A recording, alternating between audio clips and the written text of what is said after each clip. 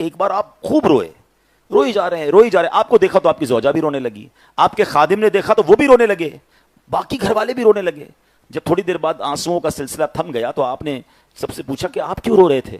حضور ہم نے آپ کو روتے دیکھا تو ہم بھی رونے لگ گئے. حضرت عبداللہ بن رواحہ نے فرمایا کہ آج پیارے آقا علیہ الصلوۃ والسلام پر قرآن کی یہ آیت نازل ہوئی ہے جس میں فرمایا گیا وَإِن مِّنكُمْ إِلَّا وَارِدُوهَا، اور تم میں سے ہر ایک دوزخ پر سے گزرنے والا ہے. اس میں یہ تو بتا دیا گیا کہ دوزخ پر سے گزرنا ہے، یہ نہیں بتایا گیا کہ میں سلامتی سے گزر سکوں گا کہ نہیں. یہ کون ہیں؟ صحابی رسول ہیں. یہ وہ لوگ ہیں جن کے صدقے ہماری بخشش ہونی ہے. یہ جنتی ہیں سارے صحابہ. مگر پل صراط کے بارے میں یہ اتنے کانشیس ہوتے تھے. صحابہ کرام کی محفل پتہ ہے کیسی ہوتی تھی کہ جب دو صحابہ آپس میں ملتے تو کوئی کہتا آپ نے وہ آیت سنی ہے جہنم پر سے گزرنا ہے؟ وہ کہتے ہاں مجھے ملی ہے. تو کہا یہ بھی کسی نے بتایا آپ کو کہ سلامتی سے گزر جائیں گے؟ تو کہتے یہ تو نہیں پتا. تو صحابہ پھر کہتے کہ پھر ہنسی مذاق کیسا، پھر زندگی میں خوشی کیسی؟ ہمیں تو یہی نہیں پتا کہ ہمیں پل صراط سے جب گزرنا ہوگا تو ہم اس سے گزر پائیں گے یا نہیں گزر پائیں گے. اے میرے پیارے اسلامی بھائیوں، اب آئیے ذرا سمجھیے پل صراط ہے کیا، اس کی ذرا حقیقت سمجھیے گا. حضرت فضیل بن عیاض رحمۃ اللہ تعالی فرماتے ہیں پل صراط کا جو ڈسٹنس ہے نا، یہ کیسا برج ہے. ہمارے پاس بہت سارے ملکوں میں برج ہوتے ہیں، کوئی کہتا ہے اتنے کلومیٹر لمبا برج ہے، ورلڈ لارجسٹ برج ہے، اور جناب اتنا پانی کے اوپر سے بنا ہوا ہے. اس برج کی لمبائی کتنی ہے؟ فرمایا 15,000 سال کی راہ ہے. 15,000 سال اگر کوئی گھڑ سوار گھوڑا دوڑائے نا، جتنا ڈسٹنس طے کرے گا اتنا لمبا یہ پل ہے. 5,000 سال اس کو اوپر چڑھنے میں لگیں گے، 5,000 سال اسٹریٹ، اور 5,000 سال نیچے اترنا پڑے گا. اچھا یہ تو ہو گئی اس کی لمبائی. چوڑائی کتنی ہے؟ فرمایا بال سے زیادہ باریک ہے. اور شارپ کتنا ہے؟ فرمایا تلوار سے زیادہ تیز ہے. اب بتائیں کیسے گزریں گے؟ اور پھر پورا کا پورا اندھیرے میں ڈوبا ہوا ہے. جہنم کی پشت پر ہے، کوئی لائٹ نہیں لگی ہوئی. ابھی تو آپ نے سنا نا کہ جس کو نور ملے گا اس نور کی برکت سے وہ گزر جائے گا، ورنہ پورا پل صراط جو ہے وہ اندھیرے میں ڈوبا ہوا ہے. اللہ اکبر. اے میرے پیارے اسلامی بھائیوں، اب بہار شریعت میں مفتی امجد علی اعظمی صاحب اس کی مزید ڈیٹیل بیان کرتے ہیں. فرماتے صراط ایک پل ہے جو جہنم کی پشت پر رکھا جائے گا. جنت میں جانے کا ایک ہی راستہ ہے. اچھا کمال یہ ہے کہ جنت تک پہنچنا ہے تو جنت میں جانے کا راستہ یہی ہے، پل جہنم سے گزر کر جنت میں جانا ہوگا. پل صراط ہیو ٹو کراس. ٹھیک ہے.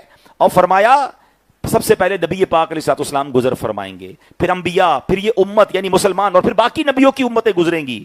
سب لوگ اپنے اعمال کے مطابق اس پل صراط سے گزریں گے.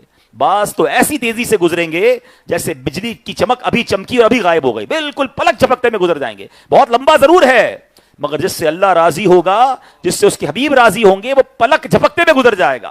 بعض تیز ہوا کی طرح گزریں گے، بعض ایسے گزریں گے جیسے کوئی پرندہ اڑتا ہے، بعض جیسے گھوڑا دوڑتا ہے، بعض جیسے انسان دوڑتا ہے. کچھ ایسے ہوں گے جو پیٹھ کے بل گھسٹتے ہوئے گزریں گے. جتنے کمزور اعمال ہوں گے نا، جتنے گناہ ہوں گے، جتنی نیکیاں کم ہوں گی، اس کیفیت میں فرمایا کوئی چونٹی کی چال سے جائے گا. اور پل صراط کے دونوں طرف بڑے بڑے آنکڑے یعنی کھونٹی نما لوہے کی بڑی بڑی سلاخیں ہوں گی. جس شخص کے بارے میں حکم ہوگا یہ سلاخیں اسے پکڑ لیں گی. بعض لوگ تو وہ ہوں گے جو زخمی ہو کر نجات پا لیں گے، اور بعض جہنم میں گرا دیے جائیں گے. آئیے مل کر اللہ سے دعا کرتے ہیں، اللہ بڑی رات ہے، پل صراط سے آسانی سے گزار دینا. یا الہی جب چلوں تاریک راہ پل صراط، آفتاب ہاشمی نور الہدا کا ساتھ ہو. یا الہی جب سرے شمشیر پر چلنا پڑے، رب سلم کہنے والے غم زدہ کا ساتھ ہو. آمین آمین آمین. اب میرے پیارے اسلامی بھائیوں، اب یہ تو آپ نے ڈیٹیل سمجھ لی کہ پل صراط ہے کہاں پر، اس کی لمبائی چوڑائی کیا ہے، وہ کتنا ڈینجرس ہے. And everybody have to cross. یہاں تک کہ نبی پاک علیہ الصلوۃ والسلام بھی اس سے گزریں گے، وہ اپنی شان کے لائق گزریں گے. ٹھیک ہے نا. لیکن ہر کسی کو گزرنا ہے. مثال کے طور پہ آپ کو یہاں سے بائی روڈ لاہور جانا ہو، آپ کو بائی روڈ جناب سندھ جانا ہو، یا کوئی لانگ جرنی کرنی ہو، آپ کتنی فکر کرتے ہیں یار راستہ کتنا ہے، کلومیٹر کتنا ہے، راستے میں سٹاپس کتنے ہوں گی، رات کہاں قیام کروں گا، پیٹرول پمپ ہے کہ نہیں، کوئی پرابلم ہو گئی گاڑی میں تو جناب اس کے بعد کوئی مدد ملے گی کہ نہیں. جدھر ٹریول کرنا ہوتا ہے اس کے بارے میں معلوم کرتے ہیں. ایک پل ہے جس سے ہم سب کو گزرنا ہے. ہم میں سے کس نے اس کو ڈسکس کیا؟ ہم نے سے کس کو اس کے بارے میں معلومات کی کہ جناب اتنا مشکل پل ہے، ہم گزریں گے کیسے؟ کوئی آسان طریقہ بتائیں. ہمیں اس بات کا خیال ہی نہیں آتا. دنیا میں تھوڑی دیر کے لیے کہیں جانا ہو اس کی فکر ہوتی ہے، اور یہ وہ برج آف صراط ہے کہ جس کو کراس کیے بغیر کوئی بھی جنت میں داخل نہیں ہوگا. تو آئیے آج میں آپ کو نبی پاک علیہ الصلوۃ والسلام کی یہ مہربانیاں ہیں کہ پیارے آقا علیہ الصلوۃ والسلام نے ہمیں یہ قیامت کے معاملات پہلے ہی بتا دیے کہ کیا کیا سوال ہوں گے، کیا کیا طریقہ ہوگا، کون گزر جائے گا، کون نہیں گزر سکے گا. تو آج پل صراط پر 7 یوں سمجھیے سوالات ہوں گے، اس کے بارے میں جاننا ہے. 7 قسم کے سوال ہر کسی سے ہوں گے. 7 مرحلے ہیں جو ان 7 سٹیپس کو کراس کر لے گا. یوں آسان لفظوں میں سمجھیے کہ جس کے 7 کوسچن کے آگے یس کا آنسر ہوتا چلا جائے گا وہ پل صراط سے آسانی سے گزر جائے گا. تو آج قرآن و حدیث کی روشنی میں یہ 7 چیزیں میں نے اور آپ نے چیک کرنی ہیں. آج بڑی رات ہے. اگر ان میں سے کسی میں کمی ہے، اگر ان میں سے کوئی سستی ہے، اگر ان میں سے 7 کوسچن میں سے کوئی 1-2 کوسچن ایسے ہیں جس میں میں کمزور ہوں، تو ابھی موقع ہے نا، ابھی زندگی ہے. مرنے کے بعد چانس نہیں ملے گا. اللہ اکبر. دنیا میں کسی کا امتحان ہو تو لوگ ڈھونڈ رہے ہوتے ہیں یار سوال مل جائیں، کسی طرح پیپر آؤٹ ہو جائے، یار پتا چلے کوسچن کون سا ہوگا، میں اس کی پریپریشن کر لوں. اللہ اکبر. میرے رب کی رحمت دیکھیں، ہمیں سوال پہلے سے بتا دیے گئے ہیں کہ دیکھو پل صراط پر یہ 7 سوالات ہیں، یہ 7 مرحلے ہیں، یہ تم سے پوچھا جائے گا. Be prepare for that. اس دن مت کہنا مجھے کسی نے بتایا نہیں تھا. تو آج اس نیت کے ساتھ یہ بیان اور یہ موضوع ہم نے شامل کیا کہ اللہ کرے میں بھی اس کی تیاری کر لوں، آپ بھی اس کی تیاری کر لیں. اور آئیے اس سے اچھی کون سی رات ہوگی کہ آج یہ ہم اچھی نیت کر لیں کہ انشاءاللہ آج سے آخرت بہتر کرنے کی ہم تیاری شروع کر رہے ہیں انشاءاللہ. اب آئیے پہلا مرحلہ، فرسٹ سٹیج کیا ہوگا؟ قرآن کہتا ہے وَقِفُوهُمْ إِنَّهُمْ مَسْئُولُونَ، اور انہیں ٹھہراؤ، بے شک ان سے پوچھ گچھ کی جائے گی. پل صراط گزرنے سے پہلے there are few questions وہ پوچھے جائیں گے. سب سے پہلا سوال نماز کے بارے میں کیا جائے گا. جس کی نمازیں پوری ہوں گی وہ پل صراط سے پار لگ جائے گا، ورنہ ہلاک ہو جائے گا. آج کیا حال ہے ہماری نمازوں کا؟ بہت اچھا مسجدوں میں نمازیں چل رہی ہیں. میں جب یہ تیاری کر رہا تھا بیان کی، میں نے کہا میں بات کروں گا، اپنی دل کی بات کروں گا کہ جب آپ نے ایک پورا مہینہ نمازیں پڑھ لی ہیں تو رمضان کے بعد کیا ہو جاتا ہے؟ کیوں نمازیں قضا کرتے ہیں؟ اچھا پھر کچھ لوگ فخریہ کہتے ہیں میں دن کی 2 نمازیں پڑھتا ہوں، میں 3 پڑھتا ہوں، مجھ سے 1 پڑھی جاتی ہے. خدا کا خوف کرو، آپ 2 پڑھ رہے ہو تو 3 نہیں پڑھ رہے. اس کی توبہ کریں. 1 نماز قضا کرنا کتنا بڑا عذاب ہے. اللہ اکبر. اللہ پاک قرآن مجید میں ارشاد فرماتا ہے فَخَلَفَ مِن بَعْدِهِمْ خَلْفٌ أَضَاعُوا الصَّلَاةَ وَاتَّبَعُوا الشَّهَوَاتِ فَسَوْفَ يَلْقَوْنَ غَيًّا. تو ان کے بعد وہ نالائق لوگ ان کی جگہ آئے جنہوں نے نمازوں کو ضائع کیا اور اپنی خواہشوں کی پیروی کی، تو ان قریب وہ جہنم کی خوفناک وادی غی سے جا ملیں گے. اور یہ غی وادی کیا ہے؟ قرآن کہہ رہا ہے. حضرت مفتی امجد اعظمی فرماتے ہیں غی جہنم میں ایک وادی ہے جس کی گرمی اور گہرائی سب سے زیادہ ہے. اس میں ایک کنواں ہے جس کا نام ہب ہے. جب جہنم کی آگ بجھنے پر آتی ہے تو اللہ پاک اس کنویں کو کھول دیتا ہے جس سے وہ دوبارہ پہلے کی طرح بھڑکنے لگ جاتی ہے. مجھے اور آپ کو کسی گہرے کنویں میں دنیا میں کوئی ڈال دے نا، ہماری جان نکل جائے. وہ تو جہنم کا کنواں ہے. اور یہ نماز پہ سستی کرنے والے، نمازیں قضا کرنے والوں کے ساتھ ہوگا. خدا را میرے پیارے اسلام بھائی، ہمیں تو شاندار پریکٹس ہو گئی ہے نماز پڑھنے کی، ایسا کیوں دور چلے جاتے ہیں؟ یعنی مجھے افسوس پتہ ہے کیا ہوتا ہے، ابھی دن گزرتے جا رہے ہیں، رمضان اینڈ پہ جا رہا ہے، تو ایک دل پر عجیب سی کیفیت آ رہی ہے کہ یہ رونقیں، یہ بہاریں، یہ ایک ایک کر کے سب کیوں ختم ہو جاتی ہیں. الحمدللہ ہم نے دیکھا ہے کہ رمضان میں کئی ایسے لوگ آتے ہیں جو پھر پکے ہو جاتے ہیں. ماشاءاللہ رمضان ان کے لیے ٹرننگ پوائنٹ بنتا ہے. بیوٹیفل. ایسا ہی ہونا چاہیے کہ ہمیں رمضان میں مسجد آنے کی عادت لگ گئی، نمازیں پڑھنے کی شوق بڑھا، اب ہم پکے ہو جائیں نا، جو غلطیاں ہوئی اس سے معافی مانگیں، نہ کہ دوبارہ ایسا کریں.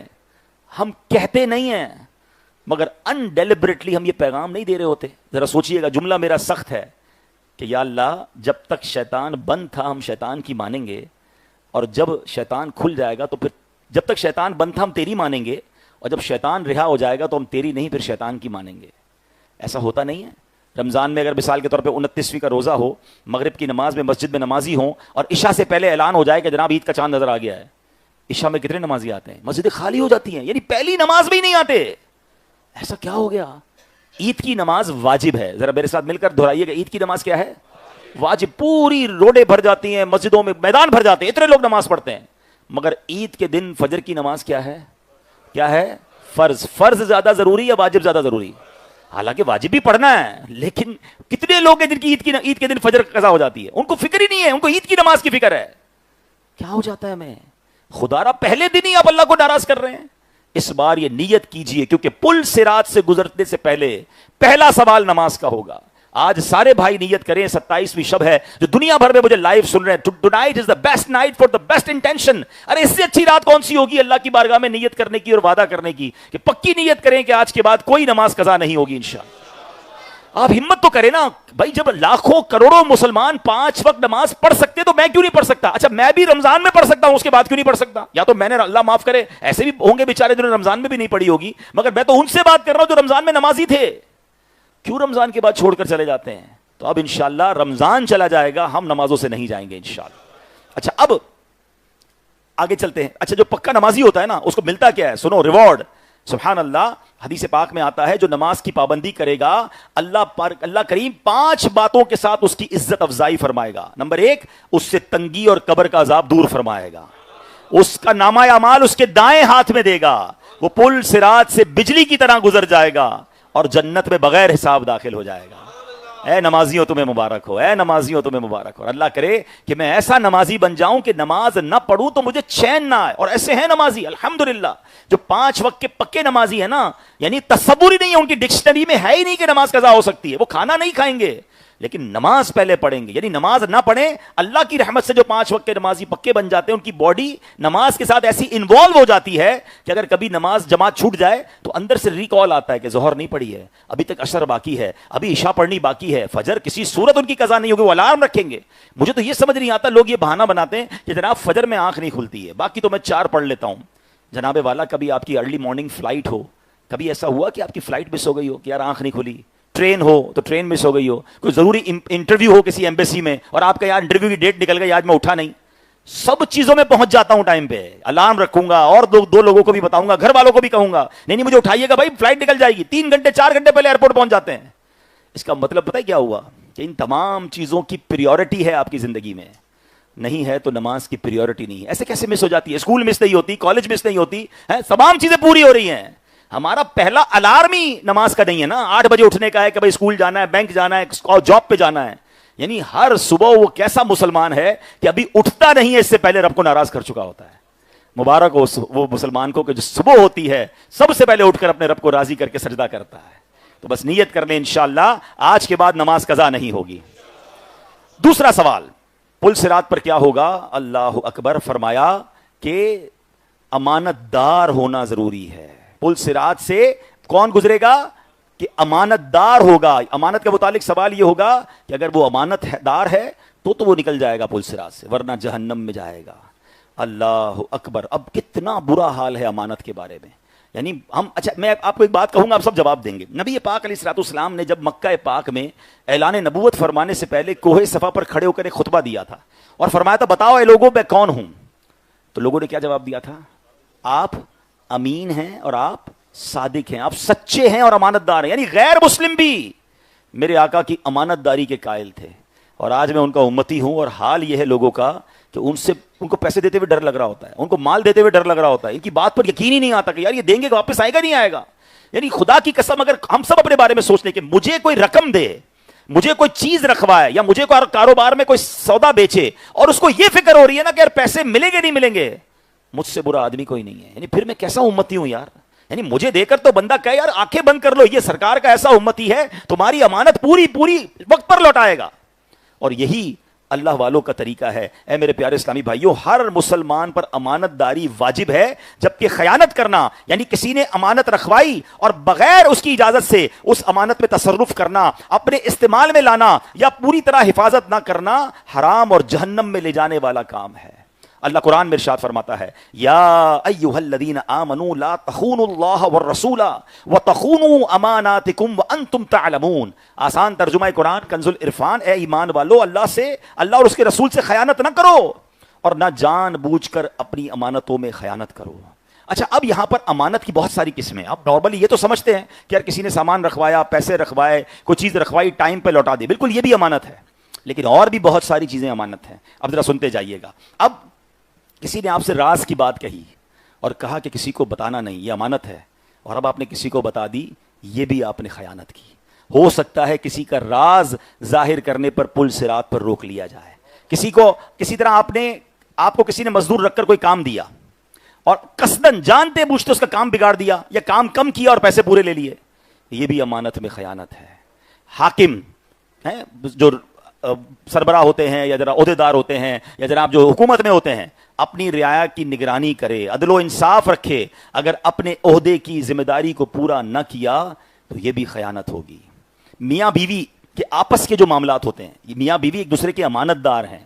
ہاں، یہ ایک دوسرے کی باتیں اگر باہر کرتے ہیں یہ بھی خیانت ہے. پردے کی باتیں ہیں، یہ میاں بیوی کے اپنے معاملات ہوتے ہیں. لیکن بدقسمتی سے آج نوجوان لڑکے اپنے گھر کی باتیں اپنے دوستوں میں کر رہے ہیں، لڑکیاں اپنے گھر کی باتیں اپنی دوستوں میں کر رہی ہیں، اور خدا نہ خواستہ رشتہ ٹوٹ جائے، اللہ نہ کرے طلاق ہو جائے، اس کے بعد تو وہ مارکیٹ میں باتیں آتی ہیں الامان والافیس. یعنی ٹھیک ہے اگر کسی وجہ سے آپ ساتھ نہیں رہ پا رہے تو آپ ایک دوسرے کے امین تھے، آپ ایک دوسرے پر بھروسہ کیا تھا. مرد اور عورت، میاں بیوی ایک دوسرے کے سب سے بڑے رازدار ہوتے ہیں، اور اگر یہ راز کوئی پامال کرتا ہے تو فرمایا یہ بھی خیانت کرنے والا ہے. اسی طرح بہت سارے ایسے بات ہیں کہ ہم بہت ساری چیزیں ایسی ہوتی ہیں بس سمجھتے چلے جائیں کہ جس میں خیانت کر سکتی ہے. ہر قسم کی امانتوں میں خیانت حرام، اور خیانت جہنم میں لے جانے والا کام ہے. حدیث پاک میں آیا حسد اور خیانت نیکیوں کو اس طرح کھا جاتے ہیں جیسے آگ لکڑی کو کھا جاتی ہے. اب تیسرا سوال کیا ہوگا؟ تیسرے مرحلے پر صلہ رحمی کا سوال ہوگا. رشتہ داری نبھائی کہ نہیں، اچھا سلوک کیا کہ نہیں. اگر آدمی صلہ رحمی کرنے والا ہوا تو نجات پا جائے گا، ورنہ جہنم میں گر کر ہلاک ہو جائے گا. حدیث پاک میں ہے امانت اور صلہ رحمی کو بھیجا جائے گا تو وہ پل صراط کے دائیں اور بائیں جانب کھڑی ہو جائیں گی. یعنی اگر امانت اور صلہ رحمی کھڑی ہوں گی، بندہ دونوں کو ٹھیک طریقے سے نبھایا ہوگا تو پل صراط کراس ہو سکے گا. مگر آج حال کیا ہے رشتہ داری میں؟ اچھا وہ حدیث تو میں نے سنا ہی نہیں کیونکہ موضوع یہ تھا، ورنہ آپ نے وہ حدیث سنی ہوگی کہ لیلۃ القدر سب کی بخشش ہوگی، مگر جو چند بد نصیب نہیں بخشے جائیں گے ان میں 4 کیٹیگریز بیان ہوئیں: شراب کا عادی، ماں باپ کا نافرمان، رشتہ داری کاٹنے والا، اور مسلمانوں سے قطع تعلق کرنے والا. آپ سوچیں اتنی مبارک رات بھی رشتہ داری کاٹنے والا نہیں بخشا جائے گا. چھوٹی چھوٹی باتوں پر رشتہ داری کاٹی ہوئی ہے. ہمیں دعوت میں نہیں بلایا، ہم سے سیدھے منہ بات نہیں کی، ہم ان کے گھر گئے تو پروٹوکول نہیں دیا ہے. اس بات پر رشتہ ختم کر دو گے آپ؟ خدا کے واسطے جوڑ لیجئے، چھوٹی موٹی باتیں درگزر کیجئے. رشتہ دار ہمارا خون ہے، اور مبارک رات سب بخشے جائیں گے، رشتہ داری کاٹنے والا بھی نہیں بخشے جائے گا. اور ہم نے سنا کہ رشتہ داری کاٹنے والا پل صراط پر بھی پھنس جائے گا. ایک اور حدیث سنیے، نبی پاک فرماتے ہیں رشتہ کاٹنے والا جنت میں نہیں جائے گا. اللہ اکبر. ایک بار ایک نبی پاک علیہ السلام کی حدیثیں بیان کر رہے تھے حضرت ابو ہریرہ. دیکھیں لوگ ہم بھی بیان کرتے ہیں، آپ کو سمجھاتے بھی ہیں، کوشش بھی کرتے ہیں، اللہ کرے کسی کے دل میں آ جائے اور وہ آج ہی معافی تلافی کر کے دوستی کر لے. حضرت ابو ہریرہ ایک بار محفل میں تھے اور آپ نے حدیث سنائی کہ نبی پاک علیہ السلام کا فرمان، ہر رشتہ داری توڑنے والا ہماری محفل سے اٹھ جائے. ایک نوجوان محفل سے اٹھ گیا، بیان کے دوران ہی اٹھ گیا، اور اپنی پھوپھی جان کے پاس گیا کہ کئی سالوں سے لڑائی جھگڑا تھا، اور جا کے ان سے معافی مانگی کہ بھی بیان سناؤں، اور پیارے آقا کا فرمان سنا کہ جو رشتہ داری کاٹنے والا ہے ہماری محفل سے اٹھ جائے. معافی تلافی تو ہو گئی. پھپھو جاننے کا واپس جا کے حضرت ابو ہریرہ سے پوچھو تو صحیح ایسا کیوں کہا اٹھ جائے. واپس گئے، کتنا فرما بردار تھا کہ محفل کے دوران ہی اٹھ کر معافی مانگنے چلا گیا. اور جب واپس آ کر حضرت ابو ہریرہ رضی اللہ عنہ سے پوچھا کہ حضور ایسا کیوں، تو فرمایا میں نے نبی پاک کو یہ فرماتے سنا ہے جس قوم میں رشتہ داری توڑنے والا ہو اس قوم پر اللہ کی رحمت کا نزول نہیں ہوتا ہے. ہم کہتے ہیں ہمارے گھر پہ رحمتیں کیوں نہیں آ رہی ہیں، ہمارے مسئلے حل کیوں نہیں ہو رہے ہیں. ہم نے دشمنیاں اتنی پال رکھی ہیں، بلکہ ماں باپ اتنے سخت ہو گئے اپنے بچوں کو بھی کہتے ہیں میں مر جاؤں تو بھی فلاں رشتہ دار کے گھر مت جانا، بالکل اس کا کبھی تحفہ مت دینا، کبھی دعوت میں مت بلانا. یہ ماں باپ کا کام ہے. ماں باپ تو بچوں کی تربیت کرے کہ بیٹا جو دل دکھائے اسے معاف کر دو، جوڑ کے رہو. اور آپ انڈرسٹینڈ کیجئے کہ ہماری شریعت کو کتنا مقصود ہے، کتنا محبوب ہے کہ رشتہ دار مل کر رہیں لڑائی نہ کریں، مسلمان مل کر رہیں لڑائی نہ کریں. سبحان اللہ. اس سے ایک اور انشاءاللہ کبھی موقع ملا اس ٹاپک پر میں نے ایک بیان کرنا ہے کہ ہماری شریعت جتنا اسلام سوسائٹی کے لیے بہترین مذہب ہے، پوری کائنات میں کوئی ایسا مذہب نہیں ہے کہ جہاں اللہ کی بظاہر عبادت کوئی نظر نہیں آتی. مجھے بتاؤ نا، میں اپنے رشتہ دار کے ساتھ اچھا سلوک کروں، اس پہ کون سا سجدہ کیا، کون سا روزہ رکھا، کون سی تلاوت کی، مگر ہم مل کر رہیں تو اللہ جنت عطا فرما دیتا ہے. میں کسی کو مسکرا کر ملوں تو صدقے کا ثواب مل رہا ہے، میں کسی کو معاف کر دوں تو اللہ پاک مغفرت فرما دیتا ہے. میری کسی سے لڑائی ہے، میں نے اس کو معاف کیا، اللہ کی کون سی عبادت کی، مگر سبحان اللہ اسلام یہ چاہتا ہے کہ لڑائی نہ ہو، جھگڑا نہ ہو، پیار سے رہیں، ایثار سے رہیں. مسلمان کسی مسلمان کی مدد کرتا ہے، فرمایا جب تک بندہ کسی کی مدد کرتا ہے اللہ بھی اس کی مدد فرماتا ہے. تو میں کسی کی ہیلپ کر رہا ہوں، اس میں عبادت کون سی ہے؟ بظاہر کون سی عبادت ہے؟ لیکن اگر اس کا کرنچ دیکھیں، اس کے پیچھے اس کی لاجک سمجھیں، اللہ اکبر، یہ اسلام کو پسند ہے کہ دنیا میں سوسائٹی میں جو لوگ آپس میں رہیں، ایک دوسرے کا ہاتھ پکڑنے والے ہوں، لڑنے والے نہ ہوں، بدلہ لینے والے نہ ہوں، انتقام لینے والے نہ ہوں، معاف کرنے والے ہوں، بیٹے ماں باپ کا ادب کریں، باپ بچوں پہ شفقت کرے، پڑوس کا خیال رکھیں، رشتہ داروں کو خیال رکھیں۔ ان ساری نیکیوں میں لاجیکلی تو اللہ کی کوئی عبادت نظر نہیں آ رہی ہے، مگر کہیں مغفرت کے وعدے ہیں، کہیں جناب ثواب کے خزانے ہیں، تو پتہ یہ چل رہا ہے کہ اسلام یہ ریکوائرڈ کرتا ہے، اسلام اس سوسائٹی کو بہترین طریقے سے رہنے کا درس دیتا ہے۔ صرف پرابلم یہ ہے بدقسمتی سے لوگ اسلام سے دور ہیں، اس لیے اسلام کو کرٹیسائز کرتے ہیں۔ آج کل جناب لبرلزم کا دور ہے، سوشل میڈیا پر بیٹھ کر دوسرے ملکوں میں یا دوسری قوموں کی تعریفیں کی جا رہی ہیں کہ حقوق العباد کا خیال وہاں دیکھیں، انسانیت کا دیکھیں کتنا خیال ہے۔ شاید انہوں نے اسلام کو پڑھا نہیں ہے، نبی پاک کی حدیثیں اور قرآن پڑھا نہیں ہے، ورنہ جتنا سبحان اللہ انسان تو جانوروں کے، اسلام تو جانوروں کے حقوق بھی بیان کرتا ہے۔ کاش ہم اسلام کو پڑھنے والے اور پھر اس پر عمل کرنے والے بن جائیں۔ آگے چلتے ہیں، نبی پاک علیہ الصلوۃ والسلام، اب یہ چوتھا مرحلہ کیا ہے؟ فورتھ کوسچن، چوتھے مرحلے پر والدین سے متعلق سوال ہوگا، رشتہ داروں سے متعلق سوال ہو گیا۔ اب فرمایا اگر بندے نے نیک والدین کے ساتھ اچھا سلوک کیا ہوگا تو پل صراط پار ہو جائے گا، اور اگر والدین ناراض ہوئے تو پل صراط پر مارا جائے گا۔ اے میرے پیارے اسلامی بھائی، حدیث پاک میں ہے 3 شخص جنت میں نہیں جائیں گے: ماں باپ کا نافرمان، دیوس یعنی گھر والوں پر غیرت نہ کھانے والا، اور نمبر 3 مردوں کی وضع بنانے والی عورت۔ جو عورتیں معاذ اللہ آج کل مردوں والے لباس، مردوں والے بال، مردوں والے سٹائل، اور اس کو کوئی برا بھی نہیں سمجھ رہا، یہ 3 قسم کے لوگوں کے بارے میں فرمایا وہ جنت میں نہیں جائیں گے: ماں باپ کا نافرمان، دیوس کون ہوتا ہے؟ گھر والے بے حیائی کر رہے ہیں، بے پردگی ہو رہی ہے، کوئی ٹینشن ہی نہیں ہے مرد کو، بلکہ مرد خود لے کے گھوم رہا ہے۔ اللہ اکبر، ایسے مرد کو بھی جنت میں داخلہ نہیں ملے۔ غیرت مند ہونا چاہیے، ہماری گھر کی خواتین با پردہ ہونی چاہیے، ان کی بے پردگی پر ہمیں دکھ ہونا چاہیے، ہمیں فکر ہونی چاہیے۔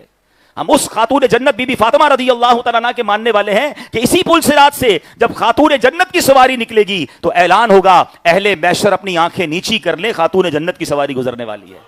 ان کے پردے کا عالم یہ ہے۔ اور ہمارے یہاں اب تو جناب اب یہ الگ ایک ٹاپک ہے کہ کس قدر دل خراش مناظر ہیں، اور خاص طور پہ گھر پہ کوئی شادی ہو جائے، گھر پہ کوئی فنکشن ہو جائے تو ایسا لگتا ہے سارے پردے معاف ہو گئے۔ باپ پردہ خواتین بھی ہوتی ہیں، دوپٹہ وغیرہ لے کر نکلتی ہیں، ان کا بھی سب کچھ اتر جاتا ہے۔ اور اب تو ایک اور بدبختی یہ آئی ہے کہ اپنے گھر کے فنکشن میں، بھائی پہلے سنتے تھے کہ بھائی ناچ گانے کسی کے گھر میں ہوتے ہیں، ڈول تماشے ہوتے ہیں، اب اس کی ویڈیو بنا کر اس کو سوشل میڈیا پہ ڈالا جاتا ہے کہ جناب ویوز ملے کہ ہماری بچیاں اور ہمارے بچے دیکھو کتنا اچھا ناچتے ہیں۔ اللہ اکبر، کدھر گئی ہماری غیرت؟ دیوس فرمایا وہ جنت میں نہیں جائے گا۔ تو بہرحال چوتھا سوال کس کا ہے؟ والدین کا۔ اور ابھی میں نے آپ کو وہ حدیث سنائی تھی کہ 4 قسم کے لوگ لیلۃ القدر میں نہیں بخشے جائیں گے، ان چاروں میں ایک ماں باپ کا نافرمان بھی تھا۔ یہ اتنا بڑا گناہ ہے میرے بھائیوں، یہ اتنا بڑا گناہ ہے۔ آپ دیکھیں ہر برکت والی رات جب سارے بخشے جاتے ہیں، ماں باپ کے نافرمان کو فرمایا نہیں بخشا جائے گا۔ خدا کی قسم بہت خوش نصیب ہیں آپ، you are so lucky if you have your parents with you in this blessed night۔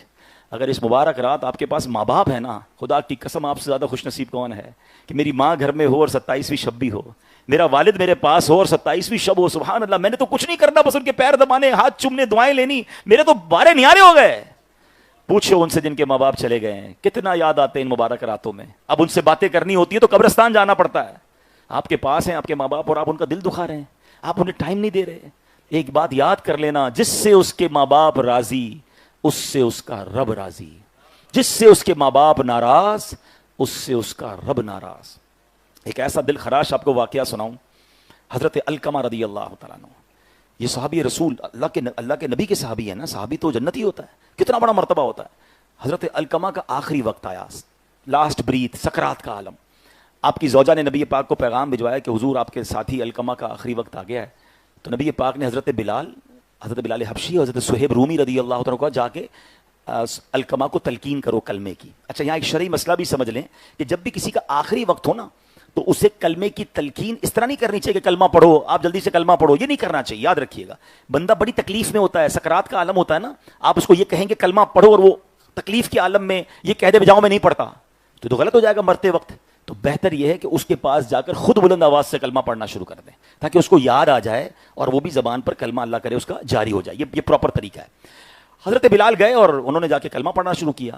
حضرت علقمہ کی زبان پر کلمہ جاری نہیں ہو رہا تھا۔ واپس آئے کہ حضور علقمہ کی زبان پر کلمہ جاری نہیں ہو رہا۔ نبی پاک علیہ الصلوۃ والسلام نے فرمایا کہ علقمہ کی والدہ زندہ ہے؟ فرمایا جی حضور بہت بڑی عمر ہو گئی ہے، زندہ ہیں۔ فرمایا جا کر پیغام دو، یا تو وہ آ سکے تو میرے پاس آ جائیں ورنہ میں ان کے پاس حاضر ہو جاتا ہوں۔ اللہ کے نبی علیہ الصلوۃ والسلام کا انداز دیکھیں، یہ ادب دیکھیں، یہ بزرگوں کا ادب کیسا ہوتا ہے کہ نبی پاک نے فرمایا جا کے پوچھو وہ آ سکتی تو ٹھیک ہے ورنہ میں آ رہا ہوں۔ وہ صحابی رسول کی والدہ تھی، کہتے ہیں حضور میں میرے مجھ پر زیادہ ضروری ہے کہ میں آپ کی بارگاہ میں آؤں۔ وہ آ گئیں۔ پیارے آقا علیہ الصلوۃ والسلام نے سوال کیا کہ اے ام القمہ، یہ بتاؤ القمہ کا معاملہ کیسا ہے، وہ کیسا ہے؟ تو کہا حضور بڑا نیک ہے، نماز پڑھتا ہے، روزے رکھتا ہے، صدقے دیتا ہے۔ اے نمازیوں، روزہ داروں، صدقہ دینے والوں، تراویح پڑھنے والوں سنو، اعتکاف کرنے والوں سنو۔ وہ صحابی رسول ہیں، ان کی ماں کیا کہتی ہے؟ حضور روزے رکھتے ہیں، نماز پڑھتے ہیں، صدقہ دیتے ہیں۔ آقا فرماتے نہیں، تمہارا القمہ کے ساتھ کیا معاملہ ہے؟ ماں کہتی حضور میں ناراض ہوں۔ ماں کیا کہتی ہے؟ حضور میں القمہ سے ناراض ہوں۔ کہا اے ام القمہ بات کیا ہے؟ کہا حضور وہ مجھ سے زیادہ اپنی بیوی کو اہمیت دیتا ہے، مجھ پر اپنی بیوی کو فوقیت دیتا ہے۔ ہائے ہائے ہائے، نبی پاک نے فرمایا اے بلال جاؤ بہت ساری لکڑیاں لے آؤ۔ حضرت القمہ کی والدہ کہتی حضور لکڑیاں کیوں منگوا رہے ہیں؟ کہا میں نے ارادہ کیا القمہ کو جلا دوں۔ ماں ہوتی ہے، کہتی حضور آپ میرے سامنے میرے بیٹے کو جلائیں گے؟ آپ نے فرمایا اگر تم نے معاف نہ کیا نا تو القمہ اس سے بڑی آگ میں جلے گا۔ ابھی کیسا خوبصورت انداز تھا نبی پاک کا والدہ سے معافی دلوانے کا۔ ماں ہوتی ہے، ماں کتنا بھی ستا لو بچے کی تکلیف نہیں دیکھ سکتی۔ کہتی حضور میں آپ کو اللہ کو گواہ بناتی ہوں، میں آپ کو گواہ بناتی ہوں حضور میں نے اپنے بیٹے کو معاف کر دیا۔ نبی پاک نے پھر بھیجا حضرت بلال کو، بلال جاؤ دیکھو القمہ کی زبان پر کلمہ جاری ہوتا ہے کہ نہیں۔ حضرت بلال کمرے میں داخل ہوتے ہیں، حضرت القمہ کی زبان پر کلمہ جاری ہو جاتا ہے۔ ماں باپ کو ستانا نہیں، کہیں ایسا نہ ہو مرتے وقت کلمہ نہ آئے زبان پر۔ یہ اتنا شدید گناہ ہے، یہ اتنا شدید گناہ ہے، اندازہ ہی نہیں ہے لوگوں کو۔ اللہ کریم نے جب جہاں اپنی عبادت کا فرمایا، اکثر جگہوں پر اس کے ساتھ والدین کے ساتھ بہترین سلوک کا فرمایا، اور اللہ نے سخت وعیدیں، سخت عذاب نازل فرمانے کا حکم قرآن اور حدیث میں موجود ہے ماں باپ کو ستانے والوں کو۔ پھر نبی پاک گئے حضرت القمہ کے جنازے پر گئے اور کھڑے ہو کر کچھ اس طرح ارشاد فرمایا کہ اے لوگوں، جو اپنے ماں باپ کا ادب نہیں کرتا، اپنی ماں سے زیادہ اپنی بیوی کو فوقیت دیتا ہے، اس کی نہ نمازیں قبول ہیں، نہ روزے قبول ہیں، نہ نفل قبول ہیں۔ ہمیں لگتا ہے میں نمازیں پڑھ کے چیمپئن ہو گیا، روزے رکھ لیے، تراویاں پڑھ لی، ارے ماں کو دکھی کر کے، والد کو دکھی کر کے۔ ابھی 40-45 منٹ آپ نے صراط التسبیح میں لگائے، کیوں لگائے تھے؟ مجھے بتاؤ نا، ثواب کے لیے لگائے نا؟ 1 گھنٹے سے آپ میرے بیان میں بیٹھے، کیوں بیٹھے ہیں؟ ثواب کے لیے، نیکی کے لیے۔ ارے ماں باپ کے ساتھ بیٹھو، وہ بھی نیکی ہے، وہ نیکی کیوں بھول جاتے ہیں؟ ان کے لیے 10 منٹ نہیں ہے ہمارے پاس؟ اللہ کے حقوق بالکل پورے کرنے ہیں، مگر اسی رب نے فرمایا نا کہ ماں باپ کے ساتھ اچھا سلوک کرو، اور 10 منٹ نہیں ہے ماں باپ کے پاس بیٹھنے کے لیے۔ آج کل تو بچوں کو سمجھاؤ تو کہتے ہیں مولانا صاحب آپ کہتے ہیں ابو تو ہر وقت ڈانٹتے ہی رہتے ہیں، وہ چیختے ہی رہتے ہیں، وہ جناب غصہ ہی کرتے رہتے ہیں۔ ارے پیارے بھائیوں، آپ کو ابھی تک مسئلہ ہی سمجھ نہیں ہے۔ آج آپ میں ایک بات سمجھا دیتا ہوں، نوجوان سارے سیٹسفائی ہو جاؤ گے، آپ کو اپنے ماں باپ کی ڈانٹ بری نہیں لگے گی۔ زندگی کا سائیکل سمجھ لو، یہ زندگی ہے نا زمین سے شروع ہوتی ہے۔ جب ہم چھوٹے تھے نا، ہم کرالنگ کرتے تھے، پھر انسٹالر پر آئے، ٹرالی پر، پھر انگلی پکڑ کر کسی نے چلنا سکھایا، پھر ہم بڑے ہو گئے۔ یہ آگے جا کے سرکل واپس ادھر ہی آتا ہے۔ یہ انسٹالر سے شروع ہونے والا سفر ویل چیئر پہ آ جاتا ہے، بزرگ لوگ کرسیوں پہ آ جاتے ہیں، پھر ان کو بھی کسی کے سہارے کی ضرورت ہوتی ہے۔ بس یہ امیجن کر لو کہ اگر میرے گھر میں 5 سال کا بچہ ہے اور 60 سال کا بوڑھا ہے، یہ دونوں برابر ہیں۔ جب آپ کو 5 سال کے بچے کی ضد بری نہیں لگتی، جب آپ کو 5 سال کے بچے کی ڈانٹ بری نہیں لگتی، بلکہ 5-6 سال کے بچے کو تو آپ بار بار ایک ہی چیز پوچھتے ہو، بیٹا وہ والی پویم سناؤ ذرا، وہ والا جملہ واپس بولو، وہ کہتا ہے آپ مسکراتے ہیں، وہ 100 بار کہتا ہے آپ کو اچھا لگتا ہے۔ بوڑھا باپ ایک ہی بات 3 بار ریپیٹ کرتے، بچے کہتے بار بار ایک ہی بات کیوں کرتے ہو؟ آج کے دور میں ایک اور بات سمجھ لو، آج والدین کے ساتھ اگر کسی کو والدین کی خدمت کا موقع ملا ہے نا بڑھاپے میں، یو آر سو لکی۔ خدا کی قسم کئی والدین تو ایسے تھے جنہوں نے ہمیں خدمت کا موقع ہی نہیں دیا، ہماری ہی خدمت کرتے کرتے ہم پر پیسے خرچ کرتے کرتے ہی چلے گئے۔ ارے جب ہم بڑے ہوئے کہ ہم نے کچھ خرچ کرنا ہے، ہم نے کچھ خدمت کرنی، ہماری تو باری ہی نہیں آنے دی انہوں نے۔ جس کو ماں باپ ملے ہیں بستر پر، جس کو ماں باپ ملے ہیں بیمار، جس کو ماں باپ ملے ہیں بزرگ، تمہارے وارے نیارے ہو گئے ہیں، تمہاری لاٹری لگ گئی ہے۔ وہ حدیث سنی ہے نا، اللہ کے نبی علیہ الصلوۃ والسلام فرماتے کہ جو بچہ اپنے والدین کو محبت کی نگاہ سے دیکھے، اللہ حج مبرور کا ثواب عطا فرماتا ہے۔ صحابی نے پوچھا حضور وَإِن نَظَرَ كُلَّ يَوْمٍ 100 مرة، حضور کوئی 100 بار دیکھ لے؟ آقا فرماتے ہیں اللہ اکبر و اطیب، اللہ بہت بڑا اور پاک ہے، کوئی 100 بار دیکھے 100 حج کا ثواب ملتا ہے۔ یہ حدیث سنی ہے، آگے سنو، محبت سے دیکھنے پر حج کا ثواب ہے تو خدمت پر ثواب کتنا ہوگا؟ صرف دیکھنے پر حج تھی نا، پیر دبانے پر کتنا ثواب ہوگا، پیسے خرچ کرنے پر کتنا ثواب ہوگا، کھانا کھلانے پر کتنا ثواب ہوگا، میڈیکل اسٹور پہ دوائی لے جانے کے لیے کتنا ثواب ہوگا، ان کی ویل چیئر چلانے پر کتنا ثواب ہوگا۔ تو سوچو تو صحیح، لاٹری ہے، تمہارے تو وارے نیارے آ گئے۔ اب پیسے خرچ کرتے ہوئے آج کا بچہ کیا کہتا ہے؟ ابو یہ میرے ہیں آپ کے نہیں ہیں۔ ارے زبان لٹک نہیں جاتی؟ کوئی باپ اور ماں کے سامنے یہ کہہ سکتا ہے کہ یہ میرے ہیں، یہ آپ کے نہیں ہیں؟ ارے میں بغیر لباس کے پیدا ہوا تھا، سوچو، میں اور آپ کپڑے کے ساتھ پیدا نہیں ہوئے۔ والد کہہ دیتا اس وقت کہ بیٹا پیسے میرے تیرے نہیں، میں تو ننگا رہ جاتا، اگر مجھے کھانا نہ کھلایا جاتا میں بھوکا مر جاتا، میرا والد مجھے اسکول کالج یا جناب دنیا کی یا دین کی تعلیم نہ دیتا، میں جاہل رہ جاتا۔ میرے والد نے تو نہیں کہا بیٹا یہ میرے ہیں یہ تیرے ہیں، ہر عید پر نئے کپڑے دلائے، ہر خواہش پوری کی، اپنی خواہشات مارتے رہے ہمارے ماں باپ، ہمیں دلاتے رہے، اور آج باری آئی ہے تو بچہ یہ کہے گا یہ میرے یہ آپ کے نہیں ہیں؟ میرا سب کچھ میرے ماں باپ کا ہے، جو عزت ملی، جو شہرت ملی، جو دولت ملی، جو کچھ آپ کو ملا ہے وہ سب ماں باپ کا ہے۔ ماں باپ لے کے نہیں جاتے یار، کہہ دو گے تو ایسا تھوڑی سارا لے لیں گے آپ سے، ان کو ریلیکس فیل کرائیں، ان کو آنر فیل کرائیں کہ آپ ہمارے گھر میں سب کچھ، you are the leader of the house, ان کو کسی کونے میں نہ ڈال دو، وہ سکون کی اور پراؤڈ کی لائف، آخری لائف گزاریں۔ وہ بڑا پیارا جملہ میں نے پڑھا تھا کہ جن ماں باپ نے تمہیں شہزادوں کی طرح رکھا، آخری عمر میں انہیں بادشاہ کا درجہ تو دے دو، آخری عمر میں انہیں ملازم کا درجہ دیتے ہو۔ بیٹے پر حق ہے، شریعت کا حق سنیے گا، بیٹے پر یہ حق ہے کہ وہ والد کے ساتھ ایسے رہے جیسے غلام کے ساتھ، آقا کے ساتھ غلام رہتا ہے۔ غلام کیسا ہوتا ہے؟ Every time ready to serve. بیٹے پر حق ہے کہ وہ والد کے ساتھ ایسے رہے، مگر آج بدقسمتی سے بوڑھا باپ بیٹے کا غلام بنا ہوا ہے۔ بیٹا تھوڑے پیسے چاہیے، ابو پیسے نہیں ہیں، بیٹا دوائی لا دو، ٹائم نہیں ہے، بیٹا یہ کام، مطلب باپ بیٹے کے آگے منتیں کرتا نظر آتا ہے۔ شرم آنی چاہیے اس بیٹے کو کہ میرا والد مجھ سے منت کرے گا یار۔ میری ماں ڈرتی ہے بات کرنے میں اولاد سے کہ بات کروں گی تو ڈانٹے گا مجھے، ڈانٹے گی بیٹی۔ ارے کدھر جاؤ گے یار؟ لیلۃ القدر بھی ماں باپ اگر ناراض ہوئے مارے جاؤ گے۔ خدا کے واسطے ساری دنیا بعد میں ہے، مجھ سے میرے دوست راضی، میرے کسٹمر راضی، محلے میں میری بڑی عزت، مسجد میں میری بڑی عزت، اور ماں باپ گھر میں ناراض بیٹھے۔ خدا کے واسطے ایسا مت کیجئے، اور سمجھیے، ریئلائز کیجئے۔ شب برات آپ نے حدیث سنی ہوگی، سب بخشے جائیں گے، جو لوگ نہیں بخشے جائیں گے اس میں بھی ماں باپ کا نافرمان تھا۔ لیلۃ القدر سب بخشے جائیں گے، جو نہیں بخشے جائیں گے اس میں بھی ماں باپ کا نافرمان تھا، پھر بھی نافرمانی جاری ہے۔ دکھی ہے ماں باپ، تکلیف میں ہے ماں باپ۔ ہمیں آتے ہیں پیپر، میسج آتے ہیں، میسج ابھی بھی اگر میرا یہ لائیو بیان چل رہا ہے کمنٹس میں لکھ رہے ہوں گے، رو رہے ہوں گے ماں باپ کہ کاش میرا بیٹا سن لے، کاش میری بیٹی سن لے جو میرے ساتھ یہ سلوک کر رہے ہیں۔ میرے نوجوانوں، آپ کے پاس اس وقت ماں باپ ہیں، یو آر سو لکی۔ بعد میں بہت یاد آتے ہیں، بہت یاد آتے ہیں۔ اور آخری بات، ورنہ یہ موضوع ایسا ہے میں ساری رات اس پر بیان کرتا جاؤں، ایک بات اور یاد رکھنا، یہ وہ گناہ ہے، یہ وہ بدبختی ہے کہ باقی گناہوں کی سزا قبر یا آخرت میں ملے گی، ماں باپ کی نافرمانی، ماں باپ کو ستانا، آخرت میں تو سزا ملنی ہے، وہ دنیا میں بھی دیکھتا ہے، اپنے بچوں میں دیکھتا ہے، اس کے بچے اس کے نافرمان ہو جاتے ہیں۔ اگر آپ نے اپنے ماں باپ کو بڑھاپے میں دکھی کیا نا، اپنا بڑھاپا برباد کرنے کے لیے تیار ہو جائیں۔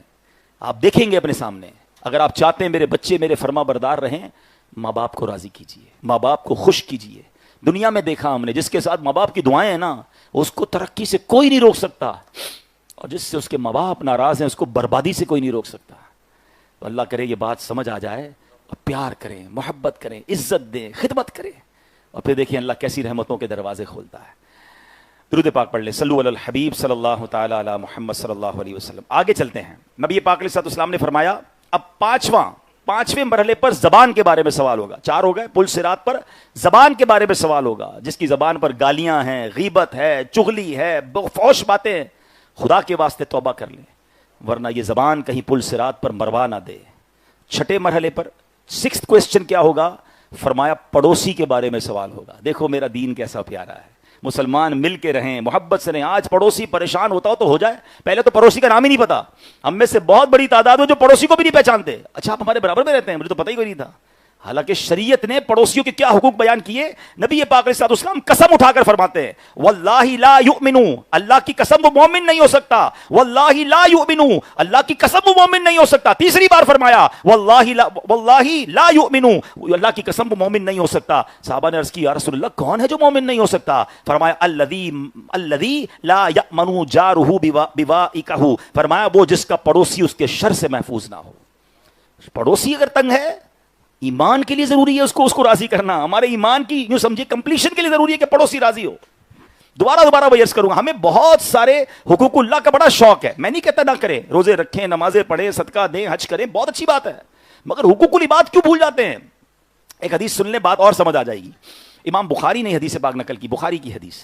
ایک مرتبہ پیارے آقا علیہ السلام سے عرض کیا کہ حضور ایک عورت ہے رات بھر عبادت کرتی ہے, نفلی روزے بھی رکھتی ہے, بڑی نیک ہے, صدقہ خیرات بھی بہت کرتی ہے, مگر وہ اپنی زبان سے پڑوسیوں کو تکلیف پہنچاتی ہے.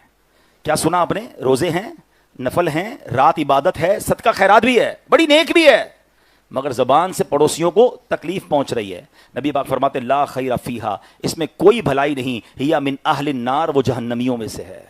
نمازی, روزہ دار, صدقہ کرنے والا جہنم میں, because neighbours are not happy with him, neighbours are not happy with her. وہ راضی نہیں تھے نا. اب آگے سنیے, صحابہ کرام نے ایک دوسری عورت کا ذکر کرتے ہوئے عرض کیا, حضور ایک عورت ہے, فرض نمازیں پڑھتی ہے, نفل نمازیں نہیں پڑھتی, پنیر صدقہ کرتی ہے, کسی کو تکلیف نہیں پہنچاتی. ارشاد فرمایا ہیا من اہل الجنہ, وہ جنتی عورت میں سے ہے. بہت ساری عبادتیں نہیں ہیں نفلی, مگر تکلیف نہیں پہنچاتی ہے. تو یہ بات سمجھ لیجئے کہ اگر لوگ ناراض ہیں نا تو پل صراط پہ روکا جا سکتا ہے. پڑوسیوں کے ساتھ اچھا سلوک کیجئے. اور اب آخری بات, جو 7واں سوال ہوگا, فرمایا کہ یہ سوال ہوگا کہ کیا تم سچ بولتے تھے, سچے تھے؟ جواب ہاں میں ہوگا تو پل صراط پار ہو جائے گا, اور اگر بندہ جھوٹا ہوا تو پھنس جائے گا. آج کتنا برا حال ہے, سچ بولنے والے تو بہت تھوڑے ملتے ہیں. قرآن کیا فرماتا ہے؟ وَجْتَنِبُوا قَوْلَ الزُّورِ, اور جھوٹی بات سے اجتناب کرو. حدیث پاک میں ہے سچ بولنا نیکی ہے اور نیکی جنت میں لے جاتی ہے, اور جھوٹ بولنا فسق و فجور ہے, اور فسق و فجور دوزخ میں لے جاتا ہے. نبی پاک علیہ الصلوۃ والسلام نے خواب دیکھا تھا نا, فرمایا مجھے دو آدمی میرے ساتھ آئے اور میں نے دیکھا, ایک کھڑا تھا دوسرا بیٹھا تھا. کھڑے ہوئے شخص کے ہاتھ میں لوہے کا اوزار تھا, وہ بیٹھے ہوئے شخص کے جبڑے میں ڈالتا تھا اور اس کو کھینچتا ہوا گدی تک لے جاتا تھا, پھر دوسری طرف سے ڈال کر گدی تک لے جاتا, پہلا والا پھر ٹھیک ہو جاتا. یہ کنٹینیو اسے پنشمنٹ, یہ عذاب دیا جا رہا تھا. تو کہا, پوچھا میرے آقا نے کون ہے؟ تو فرمایا, عرض کیا گیا حضور یہ جھوٹا شخص ہے, قیامت تک اسے یہی عذاب دیا جاتا رہے گا. میں ایک بار ڈینٹسٹ کے پاس گیا, آپ بھی گئے ہوں گے, کوئی کام کروانے گیا تھا. انہوں نے جب میرے جبڑے کو کھولنے کی کوشش کی نا, ایک کچھ رکھ کے کھولتے نا, تھوڑی دیر میں جس کو کہتے ہیں نا لگ پتا گیا, تکلیف سے حالت خراب ہو گئی. یعنی ہمارا جبڑا ایک لمٹ کے بعد نہیں کھلتا ہے, بہت تکلیف ہوتی ہے. سوچئے جب یہ جبڑا چیر کر گدی تک لے جایا جائے گا تو حال کیا ہوگا. آج مذاق مذاق میں لوگ جھوٹ بول رہے ہیں, انجوائمنٹ کے لیے جھوٹ بول رہے ہیں, ہر بات میں جھوٹ بول رہے ہیں, دوسروں کو ہنسانے کے لیے جھوٹ بول رہے ہیں, چٹکلے سنانے کے لیے جھوٹ بول رہے ہیں. فرمایا گیا جو کسی کو ہنستے ہنستے گناہ کرے گا وہ روتے روتے جہنم میں ڈالا جائے گا. ادھر کسی کو فکر ہی نہیں ہے جھوٹ. پہلے زمانے میں ہم سنتے تھے بندہ کبھی کبھی جھوٹ بولتا ہے, اب ایسا لگتا ہے کبھی کبھی سچ بولتے ہیں. ہر بات میں جھوٹ. کیا کرتے ہیں؟ غلط بتانا ہے. کہاں رہتے ہیں؟ غلط بتانا ہے. کیا کاروبار ہے؟ غلط بتانا ہے. ہر چیز کیوں غلط بتانی ہے بھائی؟ کیونکہ اسٹیٹس بڑا بتانا ہے نا. میں تو رہتا نارمل ایریا میں, ڈیفینس میں رہتا ہوں, بتانا یہ ہے, کرتا جاب ہوں, بتانا بزنس کرنا ہے. آفس میں جھوٹ چل رہا ہوتا ہے, کوئی لیٹ آیا, کیوں آیا؟ تو یار وہ روڈ پہ ایکسیڈنٹ ہو گیا تھا, خود لیٹ آنکھ کھلی تھی. جھوٹ بول کر آپ کی بات تو بن گئی, لیکن نامہ اعمال میں تو جھوٹ لکھا گیا نا. تو یاد رکھیے گا, جھوٹ بولنے والا ہمیشہ ٹینشن میں رہے گا, سچ بولنے والا ہمیشہ پرسکون رہتا ہے, سچوں کے چہرے پہ نور ہوتا ہے. جھوٹ بولنے والا آلویز مضطرب نظر آئے, کیونکہ اس کو جھوٹ بول کے یاد رکھنا پڑے گا نا. اب مثال کے طور پر کسی نے آفس میں کہہ دیا کہ نانی کا انتقال ہو گیا, اس سے 3 دن نہیں آیا. اب اس کو یاد رکھنا پڑے گا آفس میں نانی مار دی ہے, حالانکہ نانی گھر پہ ہے. اب آپ بعد میں نہیں بول سکے گا کہ نانی بیمار ہے, کیونکہ پہلے تو انتقال کروا چکا ہے. تو جو بھی جھوٹ بولیں گے وہ سارے یاد رکھنے پڑتے ہیں.